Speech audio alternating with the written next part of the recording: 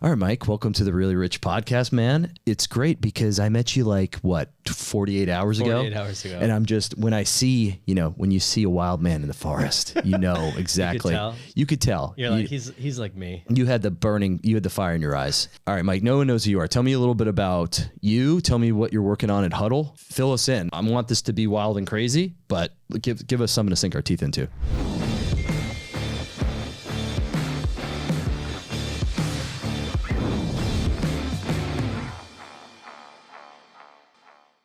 Yeah, so my name is Mike Saloio. Grew up in Western Massachusetts. Spent the last 15 years in New York.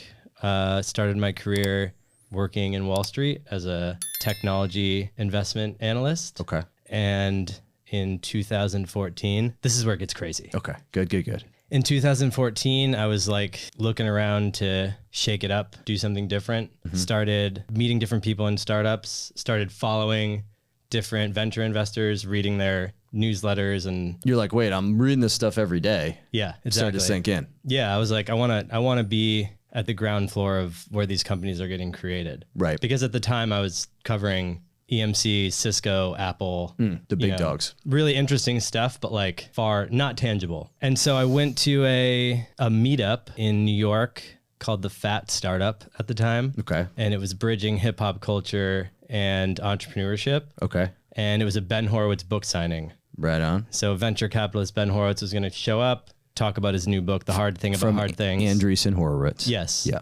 And I read the book and I was like, yeah, I'm going to this thing. Maybe I'll meet Ben Horowitz, Sweet. And Ben was late to the event. So everyone was just kind of sitting around. And through the door, I saw one of my favorite hip hop and R&B producers and artists named Ryan Leslie. Sweet. Walk in. So I was like, yeah, that's Ryan Leslie. And the people around me were like, who's that? So I started listing off his catalog because for whatever reason, I was always interested in who produced what song. For sure, man. Yeah. And so he got up there and talked about his idea, which was called something different then, but it was an idea called Superphone, which basically he was giving his phone number out on social media in order to get followers to text him so that he could own his audience and then sell his album directly to them on Shopify. I see. So he was kind of pioneering, at least direct to consumer, at least as music goes. Right. And so then after the event, he gave out his phone number to everybody. So I text him and he was like, I'm putting a small, seed round together. Ben Horowitz is in. Damn. And I was like, well, I know how to do an investor deck because I've been in Wall Street for 8 years doing reports and decks. And so, yeah, to make a long story short, fast forward 30 days, I left Wall Street and I went to work for Superphone. Dude, and I helped them raise their seed round. That's fantastic. And that's what pushed me into startups. And the best part about this is you didn't even know this guy was going to be in the room. I had no idea. And then I thought it was even wilder. I was like, did he just give out his email and his phone number publicly? And I was like, I remember thinking no one's going to really email this guy, but I'm going to do it. And he's not going to write back. And then he was like, yo, can you link in 30 minutes? And I was like, okay. That's how it goes, right? Yeah. You spend your whole life thinking. It's kind of like this, actually. Yeah. Well, yeah, but we've seen it before. So now we're used to crazy shit. Yeah. It's like in the beginning of your career, you're like, there's just an ivory tower around all the opportunities. And it's going to take me my whole life to get to that level. And then you find out that you can just text the speaker and 10 minutes later, he's bringing you into his inner circle. Yeah, because no one does it because they think there's that ivory tower, as you call it. All right. But everyone's just a human. Right. And so no one does it. This is one of those things where if there's a fire and everyone smells smoke, there's this phenomenon where nobody calls the fire department because everyone thinks that you called the fire department. So everyone just goes, I guess and then the building burns down. Yeah. So it's kind of like that. It's like the success version of that. Oh, he's probably busy. He's probably got a line out his door, with these dudes just like me, just as smart as me. And then there's nobody outside this guy's door, right? It's the exact same thing. And you're the one guy that was like, I have an idea. I smell smoke. Could I? And he's just like, yeah, dude, that's why I'm up here on this fucking stage. Yeah. Talking to you assholes. So somebody texts me after, I'm not just doing this as a marketing stunt. And you were that guy. Yeah. And it worked. I love this. I love this stuff. All right, keep going. So what happens next? You end up at this Superphone. 6 months for us to raise a seed. And I was the first business development hire. it's funny to talk about this. And Well, that's what we do here. yeah. And You're like, I've never told anyone about this before. and like the way that I always tell this story to people is I was the business development person. There was no real business development at the time. In retrospect, like the product wasn't there. Okay. And so what I ended up doing was learning a lot more about product, because we would go into these meetings and we were selling to like Lil Wayne, we did a campaign with 50 Cent. We did a campaign with, we were going after these big artists and saying, yo, you should own your data and you should know who your customers are in 2000. This is 2014. And this is basically the most quick and dirty badass way to build SMS campaigns. Yeah, that was it. I think I've heard of Superphone. Probably. There's a couple other companies in the space right now. Okay. The other one is called Community, which ended up raising a bigger round of venture capital. Okay. On the same general concept. I mean, it's smart, right? Because there's no friction. It's just text this number. Yeah. All right. As long as it feels like a human. No one wants to get texted by like a bot. Right. So that I could go into detail on that. Okay. But basically what happened is after the first like tranche of VC was like winding down and they were getting ready to re-raise, I was like, there's no real spot for me here. And do you feel like you got in, you're soaked up enough at that point? The real insight that I had was that I really loved the messy stage of getting a company off the ground. Yeah. And I wanted to just do that over and over again. So I started consulting inside of different agencies and startup studios, helping them with decks, helping them with their prototypes. And so from working at Superphone, I went and worked inside of a bunch of different startup studios and agencies, both as a consultant, and I was a partner at 2 different agencies in New York, where all we did was help startups with their prototype and their pitch deck, and basically from like idea on the back of a napkin to product, funding, and team. Yeah, and I thought that was like the coolest way to be an investor ever. So I was kind of taking what I learned in investment land and coupling it with this like new skill that I got, which is like, oh, I could do this now. Like when I came to this company, there was, a celebrity CEO, a celebrity investor, but like no capital raised and some early customers. And like when I left, there was like a fully designed product and all this other stuff. So I just thought that was really fun. And how long did that take from you showing up to how long were you with Superphone? Like 2 years. 2 years. And I'm just curious from my own knowledge, how long was it when you went from this amorphous sort of idea phase to actually having a real product that you could go to market with and get like a huge artist to sign on? Or did you guys basically start with your MVP and get people to sign up with that and then evolve into a more robust product? The latter. Yeah. Yeah. So we had big artists running campaigns with our app when it wasn't really ready. Yeah, V0. But we were just like being overly hands-on with them. Like we were running artist Shopify stores. Got it. And taking the data manually from Shopify into a CSV and uploading it into their app because the integration wasn't there. It was breaking. So we just did whatever we could to try to make these artists, A, could we show that they could monetize their fans on text? And B, could we show them like, hey, you knew none of your Twitter followers. Yeah. Now you have information on 10,000 of them and you could actually send them a text. That's fantastic. Or when you go to California to do a show, you can text your closest fans for a VIP meet and greet or whatever. Because you can filter out by the Cali numbers. Yeah, we could filter by how much revenue they spent, what they bought, and where they live. Those are the 3 biggest things. Wow. Okay. So then you get depth of metrics on just a phone number. Yeah. You start to build a little CRM around each number about what they've done. Yeah. So when we were raising, we walked into BetaWorks, which is another one of our investors, and I think they were the first one to say it. They were like, "This is like simple CRM for creators," and we were like, "Yeah."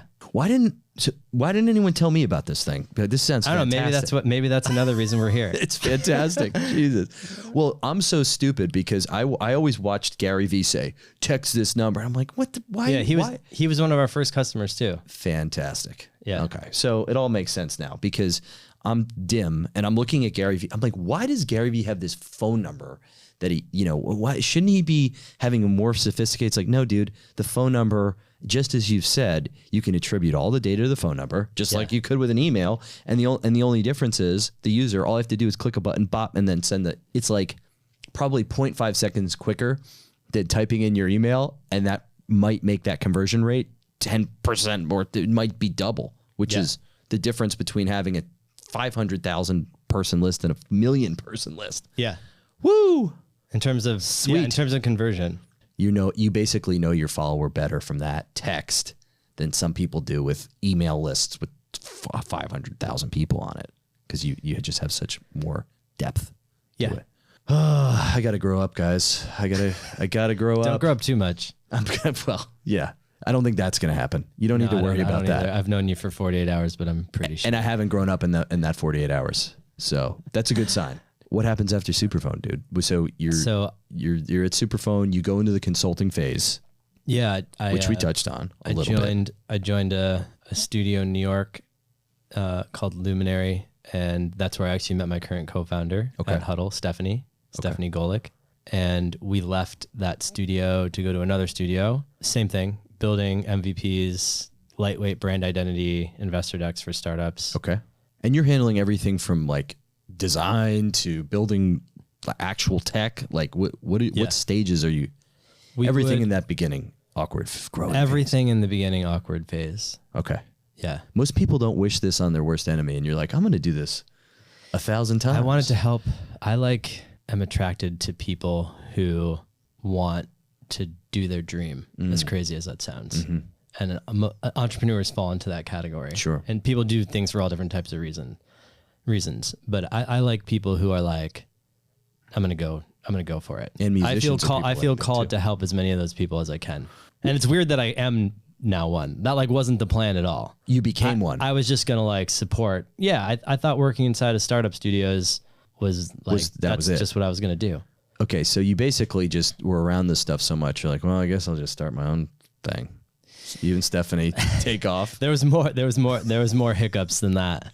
Yeah. I had challenges in business partnership with a couple of partners. I think maybe I really wanted to do it on my own or wanted to do it my way. Mm-hmm.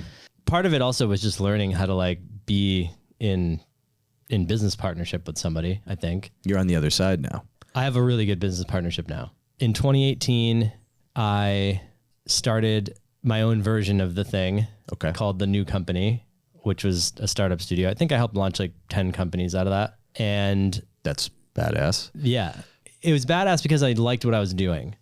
I started a dinner series for designers and creatives and founders and investors to meet on Sunday night and like talk about real shit over dinner. This had to be in Brooklyn. Yeah, exactly. It was 1,000% in Williamsburg. 100%. I think I've like been to something like this before. Yeah. And then if I fast forward through that part, which was probably the bump. This was like the bumpiest part for me as an entrepreneur because it wasn't working out for me financially, like at all. It was going the other way. So I was helping all these founders. It's an agency that does a lot of crazy shit, and you're never going to make money from doing that. You're never going to make your hourly rate. You're going to be working like a dog, doing everything. 10 people. You launched 10 businesses. And dude. Like I knew zero happy agency. I've met like zero happy agency owners. Right. I'm one of them. Oh, I'm an ex-agency owner. Yeah. And so I was like, there's got to be a more like scalable, bigger way to do this. So fast forward to 2020, it's the heat of lockdown at the pandemic. And Stephanie and I are on the phone. She's like an advisor at the New Company at the time. She was helping me with like my brand and stuff like that, doing design work for me. But her and I were always kicking around ideas. Okay. And that's sort of when we had the epiphany, like, what if this was a platform? Like, everyone's working from home. Stephanie was working at a big tech company at the time, and she was like getting her job done quickly, like a lot of people were, and they had all this spare time. Right. So she's living in Miami now too. She left San Francisco. She's living in Miami. I'm living in Brooklyn. We were like, wow, there's so many new types of people that are going to start freelancing now because they have time. Right. So before it was like 9 to 5 in the office. Now it's like, oh, I have time to do other things. And at the same time, there was like all these people starting companies. Like I also had the insight, which I think when people's back is up against the wall for whatever reason, maybe it's not, maybe they just feel like it is, they go after the thing they weren't going to do anyway. So on one hand, it's like we had all this time during the pandemic, but on the other hand, it's like I have no excuse and I might lose my job. So I may as well go like shoot for the fucking stars at this point. And the other thing the pandemic did in venture land is it accelerated the time it took to fundraise. Like I only met any of my investors at my current company Huddle after we raised money. Like there was no road show. You just did everything on Zoom. Right. So we were like, how are these founders going to connect with people to build their thing? Right.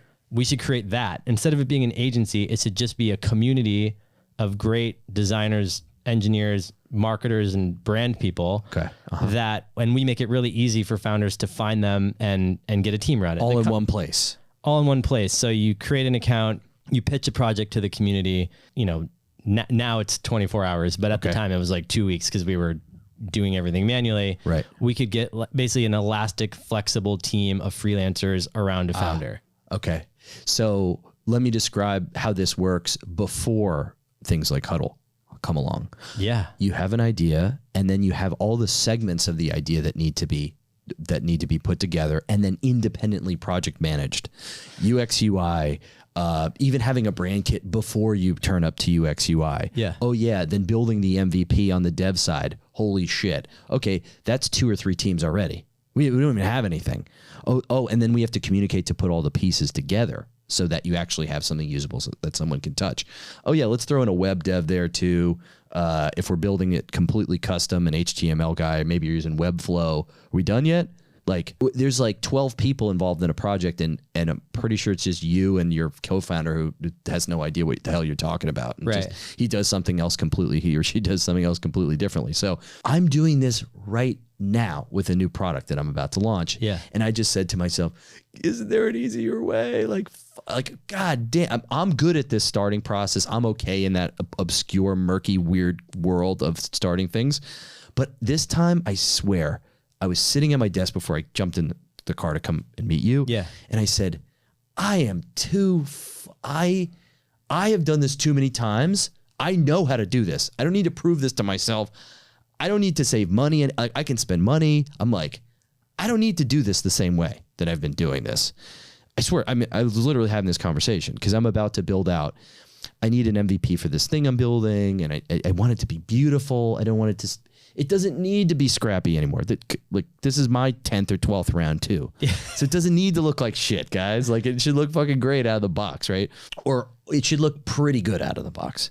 And I was just like, oh God, I have to do this all over again. So I can see the allure of what you're doing for founders that have fucking done it before. Because if they haven't done it before, they don't know what they don't know. What is your who signs up for Huddle? Our first case studies were actually people that have done it before. They have to, and a lot of they know how bad it is with not doing it. Yeah, and a lot of I think the investors who passed on Huddle were like, oh, well, founders need a full-time team. Like they know what they're doing. They're never going to use this. But we saw the exact opposite. The exact opposite was, I have done this before. I hated managing all of my designers and developers that I found on Fiverr. I went the agency route. They were super expensive, but ultimately after the agency hands the thing over to you, right, then you have to manage it. And then you bring on, a CTO and they want to rewrite the code. Anyway. So the handoff is really bad.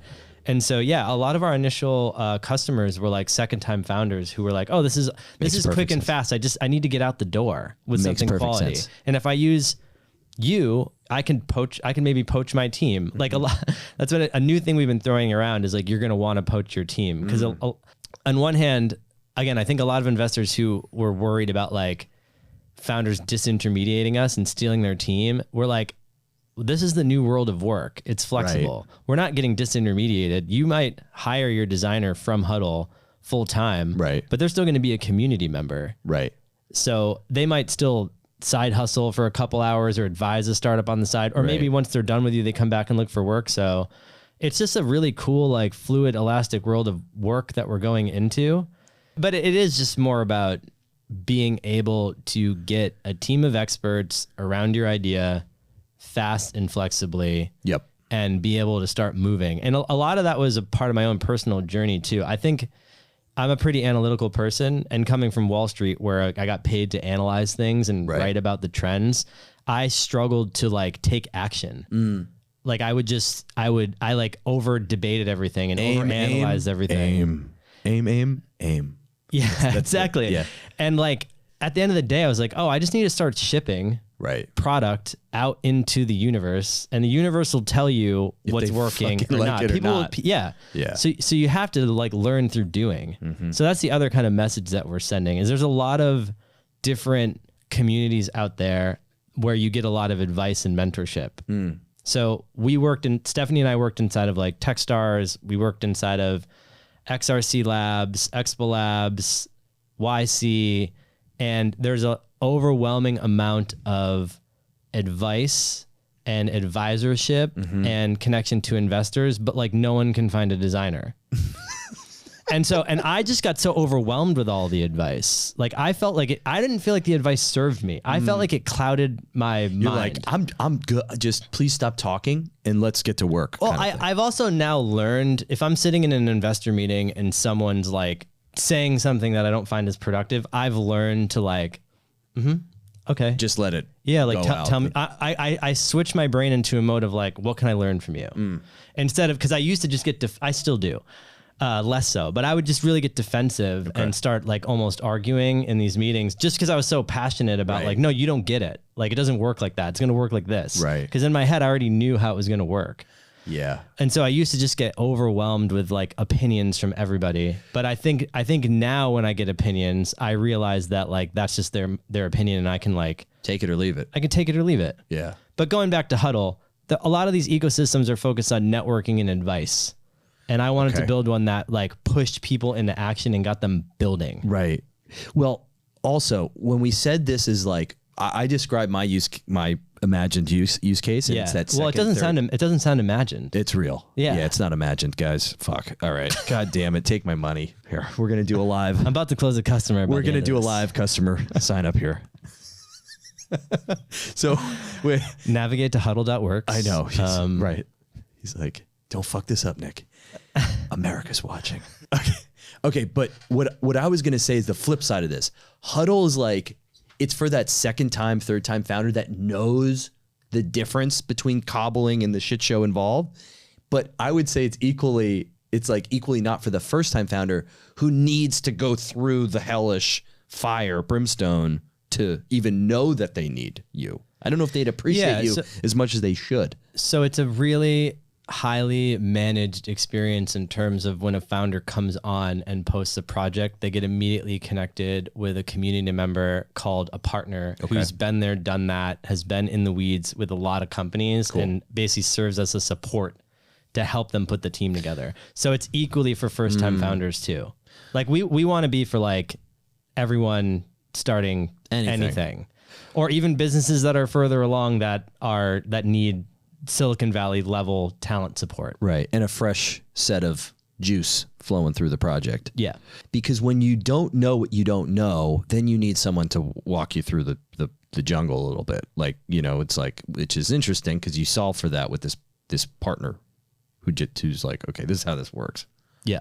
Because my very first time, I didn't know what I didn't know, And now, so on our previous couple weeks ago, we filmed with my friend Ned McPherson. He's like he's just Mr. Quick and Dirty Test and validation, quick and dirty validation of an idea.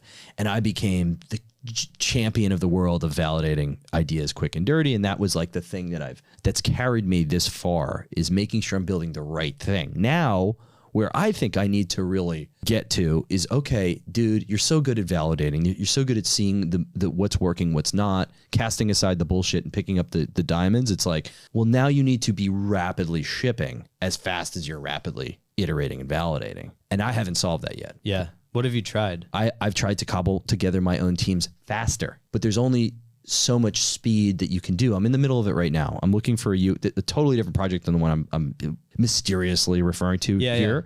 For my AI company, I am in the process of interviewing UX UI because we have all of this. We have a Ferrari engine. It doesn't look like the sports car that it is. Yeah, it doesn't look like how you want it to. No. Look. So the user experience is so critical, and it communicates how sophisticated the technology is through the visual language of the way the app looks and how smooth you move through it.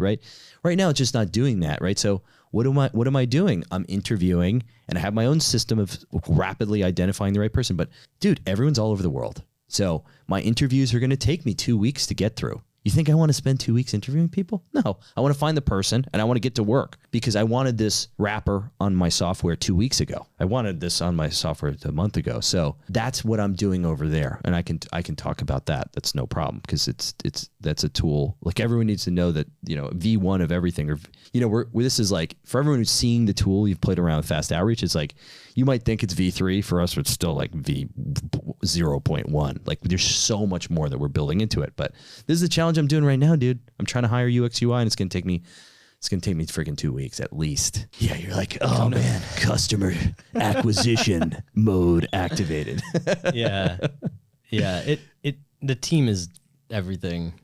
Everything. Yeah. And my other side. So like, that's where I thought you were going to go with it is like, well, maybe I didn't think you were going to go there. Maybe I was just projecting what I would do.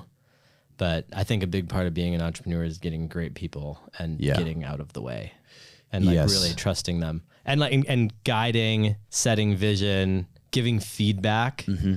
But like letting them do. Cause sometimes I'm like, oh, that's never going to work. And then it works. And I'm like, I don't, like, did I know that wasn't going to work? Why was I so confident that I don't know. It's funny. Like, why was I so confident about it? It's hard to hold a vision and then still be open to like someone else is going to contribute to this in a way that I didn't even so much better than I would have thought it was going to be that like, thank God they contributed. Well, that's the difference between a great team and an average or below average team. Below average team is going to hit you on par. They're just going to get it to where you fucking muscle it in. Yeah. And then a great team exceeds your expectations and then teaches you something. Yeah. And that is rare. Super hard. Especially if you're cobbling together teams one-off in a contractor environment on the Upworks of Fivers. By the way, you can find great people. Totally. Okay.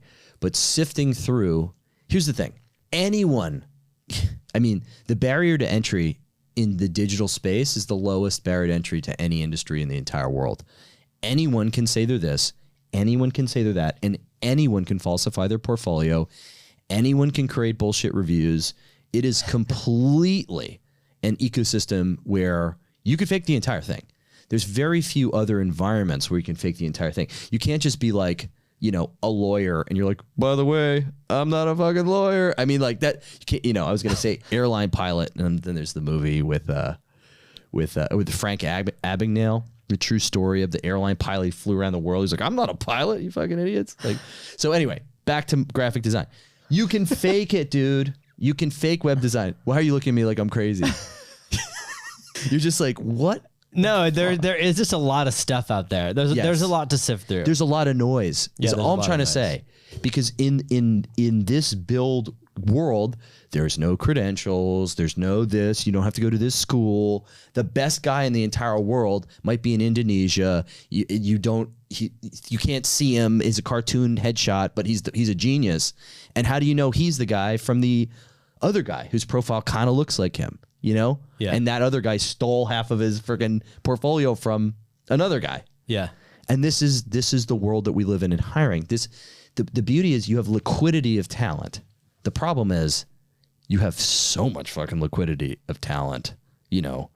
Anybody and their brother can open up shop, which means there's A players and there's B players and there's all the way down to the fucking, not even the minor leagues, like the bench warmer.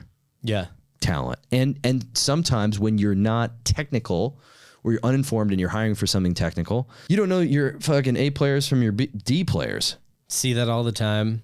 Also, I've found that founders want to be confident in what they do know. So sometimes it is an exercise in just getting them to like, well, it depends on who the founder. If the founder comes in, they're highly technical and they've had an exit or whatever, we obviously like listen to them. I want to learn too. You're like, shut up, sit down. You don't know anything.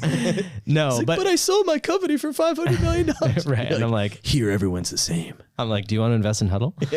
We'll take it. Yeah. And on the other side, there's people that haven't done it before, but they're still trying to like portray that they're confident. So sometimes it's an exercise in just like, especially as a startup ourselves, it's an exercise in just getting them to like trust us a little bit. Okay. But our Huddle is like our talent comes from like Amazon, Facebook, Spotify, right. Top agencies like Red Antler, Gin Lane, Collins, a lot of really hyper creative talent that there is no platform for them. Like they're not like the average designer. When I put in a project, I just hired, this is kind of sound kind of funny, but I just hired a contract designer to do like a couple tweaks on my personal website, Right.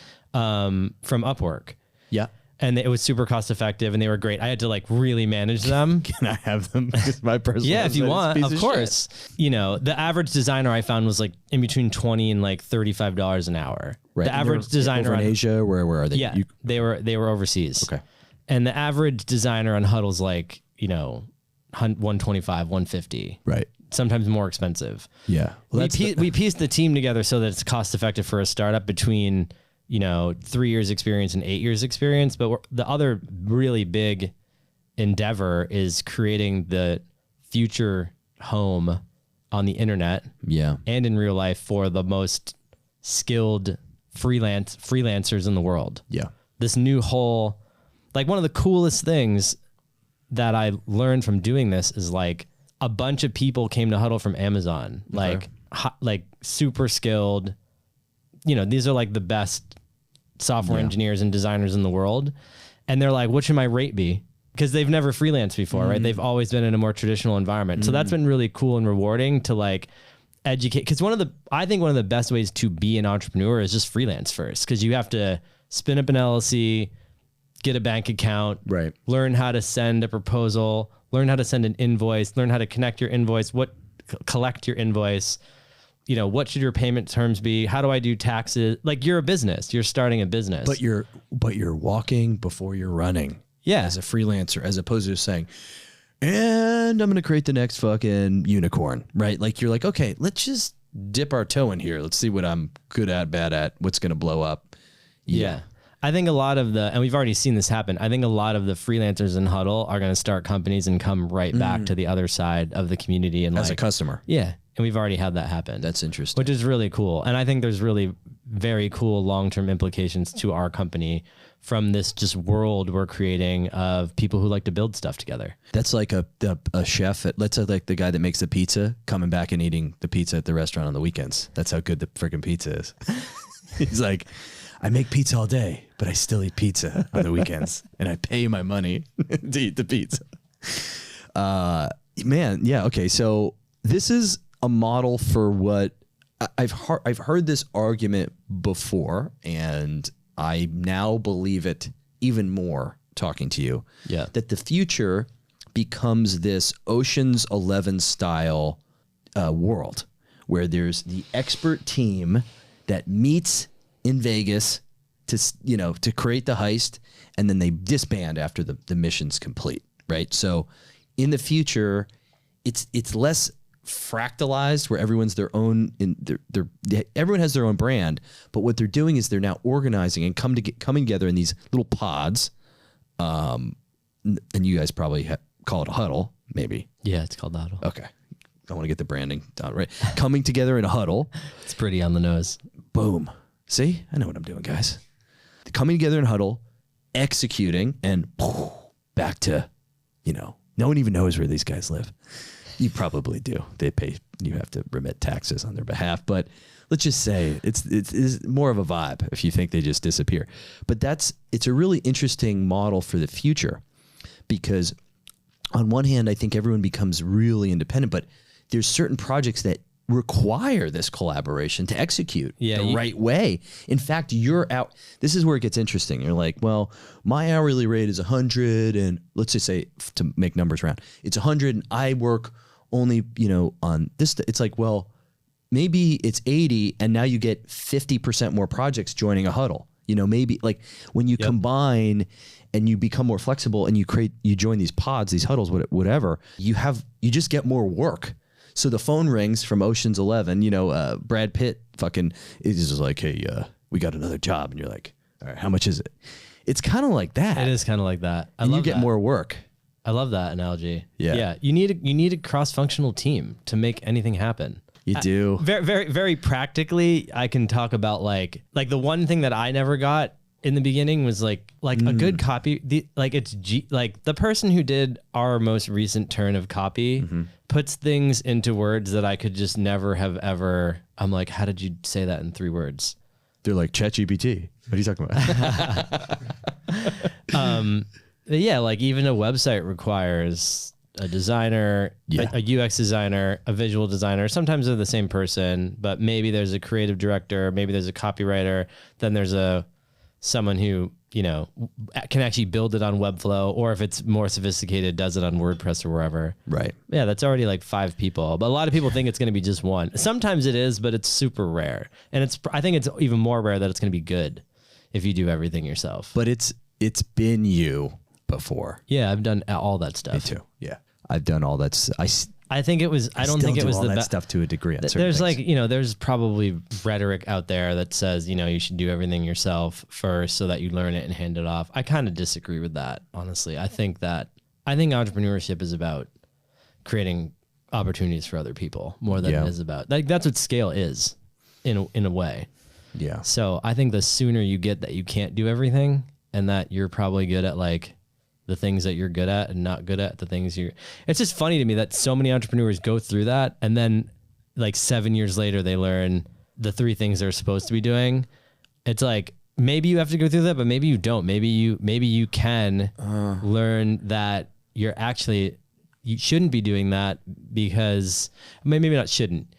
Your time is better served doing the things that give you energy and that create like a lot of value when you do them. And there's other people that do the things that give them a lot of energy. And that's what creates, I think, really good. It's certainly what creates really good startup teams. And your speed to market is just mind-blowingly fast, I think, at that point. And your energy as a founder is like the most important thing. Yeah. Is how do you get up every day and do what you do? Like, and if you're drained, this is getting therapeutic for me. Good. If you're drained at the end of the day because you've been banging your head up against the wall trying to like figure out how to like wireframe a thing. Are you reading my brain? Are you looking at my emails? Who do you know? No, I mean, I have the like great privilege of like, you know, I've helped launch over 100 companies. We did 55 at Huddle last year. That's spectacular. And so I've seen a lot of stuff. You've seen some crazy shit. I've seen some crazy shit, man. If you saw what I've seen, man. It does help. You did have that 1,000-yard stare for a second. You're like, you don't even know what I've seen. We could take this conversation wherever you want. I know, and I'm like, I should reel it in, really, guys. I don't know if you should. This is a bit. You're like, I've seen button colors increase conversion rate 20% last month. Okay, I've seen some shit. So when I just this is going to cost me money, this podcast, because I'm like, Huddle, man, you're doing the exact thing that I need to do. You're doing the exact thing that I need. Here's my thing in my life, and I know this is not every entrepreneur, but I have 2 sides of me. I have the traditional entrepreneur, and then I have the social media guy, right? Yeah. Social media guy makes a lot of money. Entrepreneur guy makes a lot of money. Social media guy is feeding the other guy, right? So they both can grow. They both have opportunity, Totally. right? So a social media guy continues to create and iterate on new products, because social media, just being big on social media doesn't make you successful, like financially. Like it gives you reach, but it doesn't mean you're getting paid for that reach. And that is a fucking scary reality for a lot of creators who aren't business-minded people. Okay, so it became really apparent for me in the beginning that the views aren't dollars. It's what do you do with the views? So for me, in the early days, it was brand deals, right? Well, it still is to some degree, and sponsorships. Combing through and picking the right sponsorships. And those sponsorships, because of the size of my audience and the type of content, the type of people that I'm speaking to, they pay me a good rate to produce that content. But then it's like ... It's like, well, what else? You know, do you create do you drop some hoodies? You know, like the Nelk Boys. Do you print $3 million worth of hoodies and crush it like the Nelk Boys, or like Jake Paul and these guys who sell this? But it's like, for me, turns out that that's not my thing, right? Like selling streetwear hoodies quite literally would make no sense for me to do. And when you look at social media, you just look at like, well, what's the other big guys doing? Yeah. And there's no paradigm. There's no paradigm. So it's like brand deals. And then like the mic, it just gets quiet in the room. You're like, but what else, am I supposed to do? So for me, I'm literally inventing products that nobody's done before and I'm testing them. Okay. In addition to all the other traditional stuff. The thing is, when I build these products now, the bigger my audience gets, the higher there's a lot of eyeballs on my tests, and there's a lot of eyeballs on my finished products. Those products have to be great now. Those products have to be as great as. You feel more pressure now? I feel more pressure now to deliver something that's really put together, because nobody's got time for a half-assed website anymore, in my opinion. So there's pressure on both sides. It's like, this is going to sound ridiculous. It's almost more pressure on social media than it is on like the nuts and bolts of growing like a multi-million-dollar AI company. Like that, I'm like, we got this. We're good. And on social media, I'm like, I need to create another product. Because you can build the AI company behind closed doors for a while. You still have to show it to people at some point. But yeah, everything you turn out gets like a lot of eyeballs right away. Right. Whereas what I'm doing right now, I mean, we did 55, we probably talked to 200 entrepreneurs last year and did 55 huddles, right? Every time you do anything, it's like, in other words, anytime you ship anything to your audience, it's like people see it. It's like however many million people. Correct. People see it. And I want to make sure that it's adding more value. Otherwise, I should just sell the hoodies and mugs like everybody else. I'm joking. I literally can't do that. It doesn't make any sense. It's not your vibe. For me to do that, right? So the Huddle environment is appealing to both of these characters, because the way that I'm approaching social media is so business oriented. Like I see so much opportunity and I see no roadmap. And I'm just like, okay, this is like where you live, man, in this murky jungle. This is what you like, so figure it out. But yeah, the standards of what I can ship out now, they have to be relatively high. And I don't think people have patience for me releasing, hey, I can test something, but rolling out something that isn't really great, I do feel like I just can't get away with that anymore. How have you thought about seeing a therapist? Yeah, I don't have time for that. I have had this is a totally separate thing, but I'm a huge advocate of her. I have had a leadership coach for a long time, and that was definitely the best decision. Really? Oh yeah. Like once a week, once every 2 weeks. Yeah. Deep on just all the interpersonal. I felt like a lot of blockers for me in the early, I was blocking myself. So yeah, the entrepreneurial journey for me has been the biggest, like, look in the mirror that I've ever gotten. Because in the beginning, it was just so, I'm going to go back to what you said about how do you test stuff when your audience is so big. But while we're here, yeah, it was like a huge game changer for me. Because I was like, in the early days, 2018, I was like, why isn't this working? Like I get up every morning and I do the thing. It's just nothing's happening. Like what's going on? And having a coach helped me realize like what was going on. And it is essentially, she's essentially like she's a therapist of sorts, but she's a leadership coach. Okay, so a leadership coach, what are they doing? Because I'm not gonna lie, this is one of those things that I'm kind of like, I don't do this. Yeah. I don't work with a coach. What do they do? Is it just that outside perspective that isn't your buddy who's like, dude, can't we talk about anything else when we're eating nachos? And like this just ruins the Mexican food experience when you talk about business the whole time. Well, you seem very like in tune with what is authentic to you. And I think that's probably the biggest thing that I got from coaching is that like, it doesn't matter what everyone else is doing. Like, what do you want to do? What's authentic to you? When human beings are authentic, we're at our absolute best. And so wondering how so-and-so is running their board meeting versus how you're going to run your board meeting versus how you're going to do social media. Like, again, to me, it was like all those opinions. Right. My coach is like just an advocate for me. Like she's an advocate for my most authentic self, the most authentic version of me. And some of that can sound a little bit like woo-woo in a sense, but some of it's very practical. Like, who do you want to be as a leader? Like, how do you want to do it?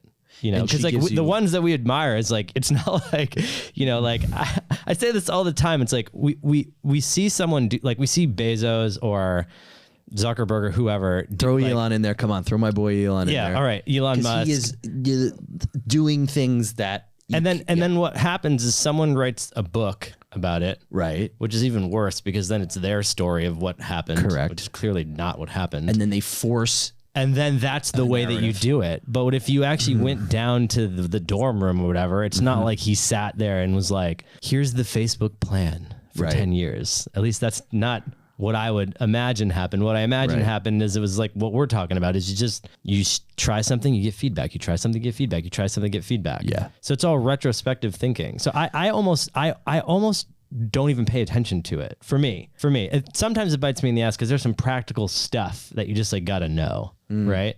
But most of the advice that's out there for business, I tune it all out. And it's not that I'm trying to be like, it doesn't occur to me that I'm being righteous. Maybe some people might view it that way.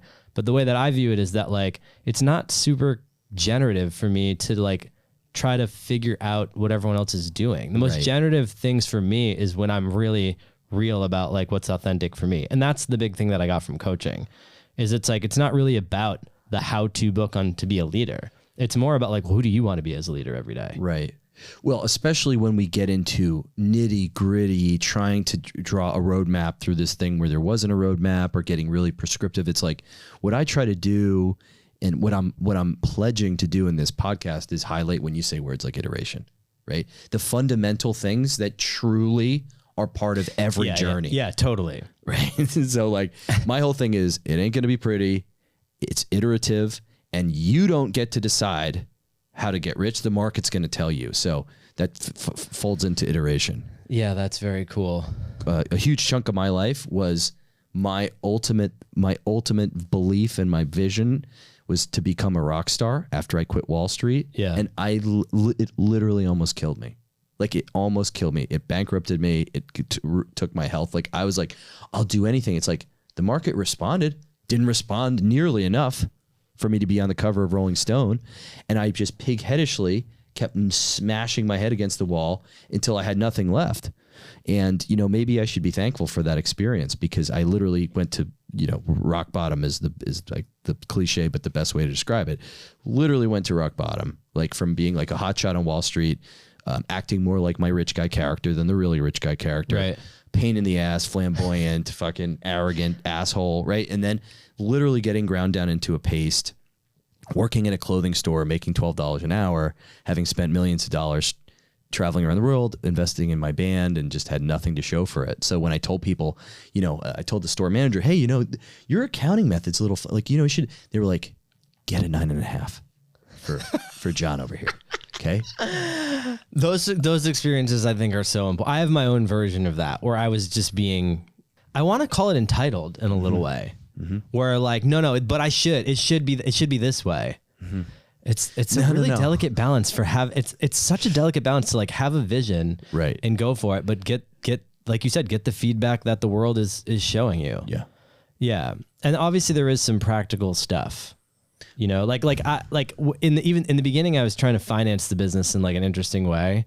And I was kind of like, no, like venture capital exists for a reason. You're like, Uncle Paulie, we got to do this to go to the old country. Here's the safe note. This is how it works. I did get some I've gotten a ton of really good advice. I just think for me, I have to somehow stay true to my own authenticity, but take the, like you said, there's this practical advice that you just do along the journey to get feedback or just do things in the right way.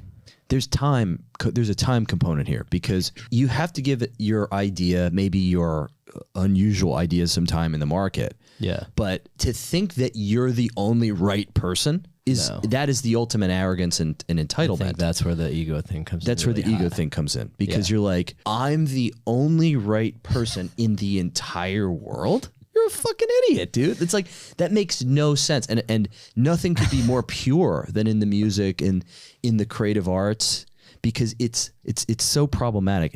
I haven't even processed this whole phase of my life, FYI. So I'm reading the Rick Rubin book right now, and he's been like obviously heavy on tour right now, marketing it and like talking a lot for the first time. I've been following this guy I find this guy like fascinating. Yeah.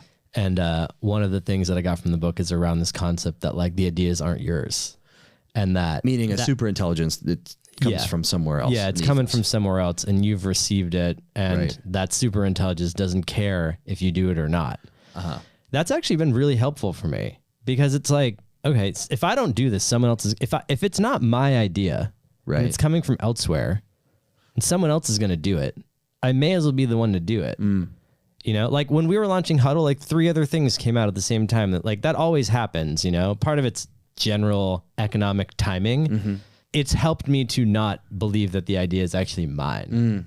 Like I've somehow received this thing versus the other thing, and I'm either going to do it or someone else is going to do it. That's actually helped me like lighten the load a bit. Well, you distance yourself from the idea. So it's not, you're not going to, you know, live and die for this idea. You're like, okay, this is a pretty good idea. Let's check it out. But you don't say, I'm going to the grave on this idea.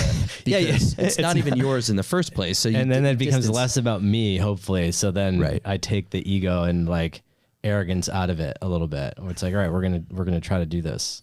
It's because for me, this is the ultimate.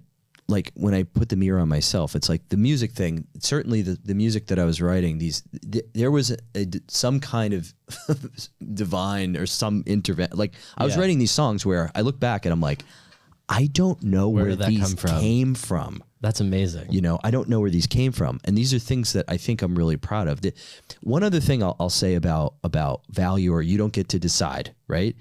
Is timing is also such a huge component, because we can pull in the Van Gogh example. Like, so you can't look at Van Gogh and say, this sucks, right? But in his time, he fucking timed it wrong, right? Like it had nothing to do with him. He just timed it wrong, right? So the dude has literally the worst, destitute, psychosis-filled life. And now billionaires are trading his paintings back and forth, right? As collateral, right? So it's really interesting to me because, and it's another thing you just have to accept. One other factor, the market gets to decide, and it has to be the right time.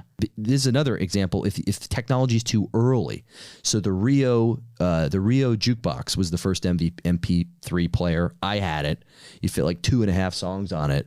Okay, and it was a groundbreaking thing.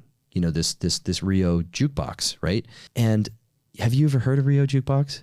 Yes. Oh, you have? Okay. So you're a complete freak like I am. Right? I'm a huge music fan. Okay. Me too. So here's the thing, right? Most of the folks listening to this have no clue what the hell the Rio jukebox is, but everyone knows what the iPod was, right? And everyone has an embedded iPod on their freaking phone. So even if you're so young, you haven't even seen a iPod, know that there's an iPod living inside of your phone right now. And that's just an example of, I'm sure the execs at Rio are like, we could, fuck. Like, they probably lost money building that product. Yeah. And all they did was just like tee it up for Apple to be like, we're going to make this a lot easier. Yeah. It's going to be a good idea. Yeah. Taking this thing, thanks guys. And then furthering it along the line. I love how you've come up with a framework of this for yourself. Like you don't get to decide is that's so good. Well, especially for me today, that's like, there's a couple things that I'm like, oh wow, you're right. That's so good. That's good, but it's about time you agree with me. I don't get to decide. I don't get to decide. But going back to where we originally got here in terms of like shipping things to your audience, like something that we've done that I have found helpful is because we have this audience, we can create a group of our users at Huddle who just see our stuff first. It's like 20 people. And we're just like, be brutally honest. So wow, just an idea of you do have these, super fans of yours could be a way to harness that energy is, cause like they'll give us really stupid, honest feedback. Cause they're like, I would use this. I wouldn't use this. This is a great idea. And it's also like a great way to get our community to contribute to what we're doing. So it's like a test group in a way. It's brilliant. And it's just big enough. What I do is I ring fence it in my own way, and it's still too big because I'll pick like, I'll just drop this to the newsletter. If you read the newsletter, you only that audience will see it. But again, that audience is still huge and it's too big. It would be incredible to pull together this kind of environment. That's smart, Mike. That's pretty smart, dude. We got to hang out more often, man. Seriously. Absolutely. I'm new to Miami, so actively seeking friends down here. Why Miami? And don't ask me. I don't want to tell the story again. You go. You've probably told it before. And I lie every time because I don't really know why I'm here. Sometimes I don't either. How'd you end up down here besides taxes? My co-founder Stephanie's a Miami native, and we had talked before even doing Huddle. We used to talk about like it would be cool to build a company between Brooklyn and Miami. Okay. Or more generally, we were like, why don't more people do companies in Miami? And this was because she grew up here, so she was always coming here to see her family and stuff. Yeah. And then the pandemic happened, and more people started coming here, and then the whole now- thing with the mayor happened. Right. And yeah, we were trying to raise money, and she was like, we should just be a Miami company. Hell It was yeah. pretty much that simple. She was like, what if we were a Miami company? I was like, sure. I was coming down here to work alongside of her anyway. Right. And then it became a little bit of a practical decision, honestly. Like as a founder with the tax thing, it can be easier to build. It can be easier to take a low salary and build a company here if you pay less taxes. Yeah. And then also like I was in New York for 15 years and I just kind of wanted to change. Yeah. Yeah. And Miami's growing and maturing in real time. I think it's cool to be part of something that's going to shift and change a lot. Like New York's going to shift and change a lot too, but like In a I different think direction. Yeah, I think Miami's really interesting right now. Yeah. In terms of more people moving here to like build a company versus Go to work. It still has the Wild West feel. That's why I came here and I stayed. Yeah. Because I met guys that were outside of my network. So I used to call it MBA versus Miami hustle. Like, coming from New York and on Wall Street, it's that hard track. Like I do this and then I do this and then I get this degree and then I do this and then I make this amount of money and then I go to this country club and then I die. And Miami's just like, dude, I make more money than 10 of those guys at once. And I literally like failed out of high school. Like, I just love that because I'm always a fan of the person that's closest to fucking reality. And those are the people that are closest to reality, the hustler. Because the hustler's like, I don't need to look a certain way. I just need to print money. Isn't that what we're doing here in business world, right? That was intoxicating for me. It also just made starting a business so much less scary because I'm not a Silicon Valley guy. I don't have a deep network out there. That was intimidating to me, raising lots of money. That whole environment, it's not me either. Miami was like, fucking come as you are. Like, it's like just the cue the song. It's like, just be whatever you want to be as long as you work and you print money, and eventually you buy a $250,000 sports car to hang out with. Yeah. It's a real thing. So it is a real thing. It is a real thing, guys. Everybody in Miami, like at a certain level, goes G-Wagon or Ferrari. Like, I haven't had a car. Like I sold my last car when I was like 23. And here you are, us at the pool. You're like, I don't want to blow up your spot. No, don't. There's a lot of tax advantages to having a heavy ass vehicle, but yes, that was the conversation about the tax break. Right. Yeah. I was going to say where my brain went was like dating in New York does sometimes feel like an interview. Whereas like I'd be like on tour, like date 3 here and like we don't even know what each other's. You don't even know what their first name is. No, it's more like there's not the intensity of like, yeah, it's cool. I mean, people generally move to New York for career oriented reasons. People move to Miami for just all types of different reasons. Right. So it's this different type of conversation you might have with somebody. Here's the deal. I like everywhere. Like I generally think I could live in like a lot of different places. Right. Here's the deal. New York is so compressed, and the strata, the social strata, is so much. The layers are fine. They're like the limestone. They're like these little thin layers. So in New York, my impression is everyone is trying to find out exactly where your layer is because it's compressed. It's like, okay, you're here. You're here. What? Okay. Well, like people are trying to classify you. 100%.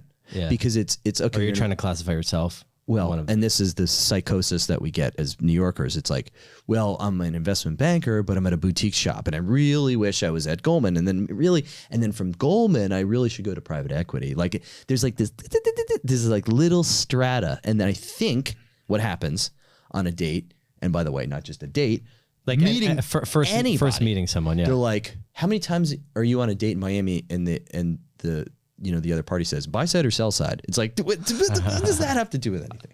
Jesus, what does that have to do with anything? In New York, it's just so compressed. Where in Miami, it's like, that's so funny. In Miami, it's just wide open space, also like, man, there's just on social media, right? The comments. I read the fucking comments, guys. Okay. Your comments or like comments on other Comments people? on my stuff, Yeah. because I'm just trying to keep up with what's going on, right? And everyone goes, that's rented, like blah blah blah. You know what that is? That's snobbery in a different way. Like, it's not rented. It's not. There's a lot of rich people here, guys. You don't pay state income tax, right? So like, there's this thing happening here, and there's less status in the way that there is status obsession that there is in New York, because everyone here, I think, is an oddity, a misfit of sorts, who couldn't live there or didn't go there, and they came down here in the Wild West, literally the home of the cocaine cowboys, to try to get rich or die trying. And that's where, oddly, I feel comfortable. You're making me feel more comfortable about it. I feel like a little bit of a misfit, or I've just always wanted to do things like in a different way, almost probably to my detriment sometimes. Like if everyone likes a thing, I automatically am trying to figure out like what the other thing is. Like The Weeknd. Do you like The Weeknd? The artist? Yeah.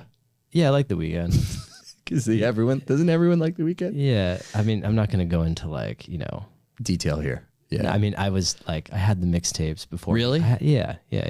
I live in Brooklyn, man. You are Come from on. Brooklyn, confirmed. We saw, he was like Brooklyn Steel or something, Oh God. 200 people there or whatever. I gotta grow up. I gotta hang out with you, your friends. I'm blowing it. But that's what initially drew me to Miami.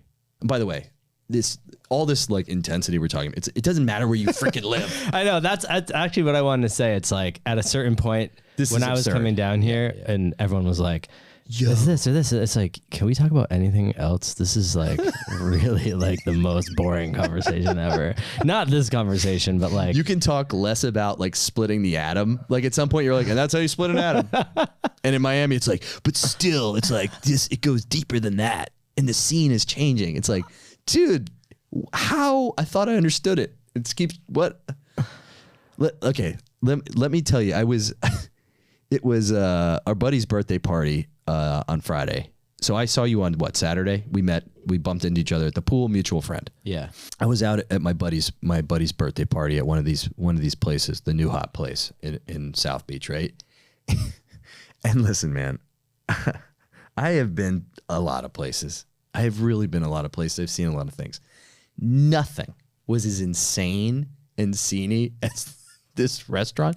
It was the most sceney environment I think I've ever seen in my entire life at this restaurant. And what's happening to Miami is, and the reason I think it is you have Miami plus New York plus LA, all the people trying to make a big move, and they're all here. They're all here grinding it out and having fun and playing too. Yeah. And you see all that energy in one room and you're like, holy shit. It was intoxicating.